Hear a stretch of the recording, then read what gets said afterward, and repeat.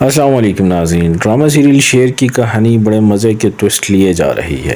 ایک طرف تو کاکا صاحب کی بیماری اور ان کا ہسپتال منتقل ہونا، تمام لوگ یہ سوچ رہے تھے کہ کاکا صاحب تو اب دنیا سے چل بسیں گے اور ملکوں کی اور رئیسوں کی دشمنی ختم ہو جائے گی، لیکن کاکا صاحب پھر جاں بر ثابت ہو گئے اور نہ صرف جن کی جان بچ گئی بلکہ انہوں نے یہ ایکسیپٹ بھی کر لیا کہ تمام تر فساد کی جڑ وہ خود ہیں۔ اب آنے والی قسط میں ہم دیکھیں گے کہ اس بات کی اطلاع جب فجر کو ملتی ہے کہ کاکا صاحب بیمار ہیں اور ہاسپٹلائزڈ ہیں، وہ اپنے ہاسٹل سے نکلتی ہے۔ شیر چونکہ فجر کو مکمل سیکیورٹی پرووائڈ کرتا ہے، اس کے گارڈز اس کو دیکھ رہے ہوتے ہیں ہر وقت، تو جیسے ہی اس کے گارڈز اسے اطلاع دیتے ہیں کہ فجر پریشانی میں ہاسٹل سے نکل کے ہاسپٹل کی طرف جا رہی ہے، تو شیر اس کے پیچھے ہاسپٹل جاتا ہے۔ جب وہ ہاسپٹل پہنچتی ہے تو اس کی ماں اسے دیکھ لیتی ہے۔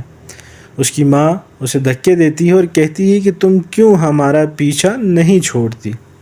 تمہیں اگر یہاں کوئی دیکھ لے گا تو ایک فساد برپا ہو، جس پر شہتاج بیگم فجر کو ہسپتال میں دیکھ لیتی ہیں اور اپنی عادت سے مجبور ملک شجاعت صاحب کو بھڑکاتی ہیں کہ یہ ہر طرف شیر کے ساتھ جاتی ہے، ہر طرف اس کے ساتھ جاتی ہے، اس کے ساتھ گھومتی ہے پھرتی ہے، تو یہ اس سے نکاح کیوں نہیں کر لیتی؟ پھر تمہاری مرضی کا ڈرامہ کیوں کر رہی ہے؟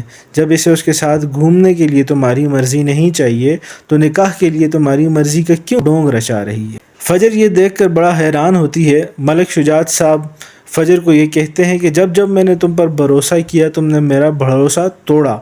فجر بڑی حیران دیکھ رہی ہوتی ہے کہ یہ سب کیا ہو رہا ہے۔ جیسے ہی وہ پیچھے مڑتی ہے تو دیکھتی ہے پیچھے شیر کھڑا ہوتا ہے۔ وہ باہر آتی ہے، روتی ہے اور شیر سے کہتی ہے کہ تم کیوں ہر وقت میرا پیچھا کرتے ہو؟ شیر اسے کہتا ہے فجر ہمارا رشتہ، تو وہ کہتی ہے کہ ہمارا رشتہ کچھ بھی نہیں، میں اپنے باپ کی خوشی کے لیے تمہیں بھی چھوڑ سکتی ہوں۔ شیر جو فجر کے لیے اتنا کچھ کر رہا تھا، ایک لمحے میں فجر اس سے انجان بن جاتی ہے اور اسے کہتی ہے کہ میں تمہیں چھوڑ سکتی ہوں۔ ناظرین، آپ کیا سوچتے ہیں اس بارے میں؟ میرے خیال میں تو یہ ایک ڈرامہ ہی ہے، کیونکہ فجر شیر کے ساتھ رہتی بھی ہے، اس کے ساتھ گھومتی پھرتی بھی ہے اور پھر نکاح کے لیے باپ کی مرضی۔ دوسری جانب احد صاحب نے بزنس شروع کیا ہوا ہے اور اس کے باپ کی کوشش ہے کہ کیسے بھی نہ کر کے شیر سے زیادہ پیسے نکالوائے جائیں اس بزنس کے لیے، اور وہ بڑی محنت کرنے کا ڈھونگ کر رہا ہے، یہ ظاہر کر رہا ہے کہ میں بزنس میں بہت محنت کر رہا ہوں، جان لگا رہا ہوں، اور یہ کہتا ہے کہ دیکھیں اب میں اس بزنس کو کہاں سے کہاں لے کر جاؤں گا۔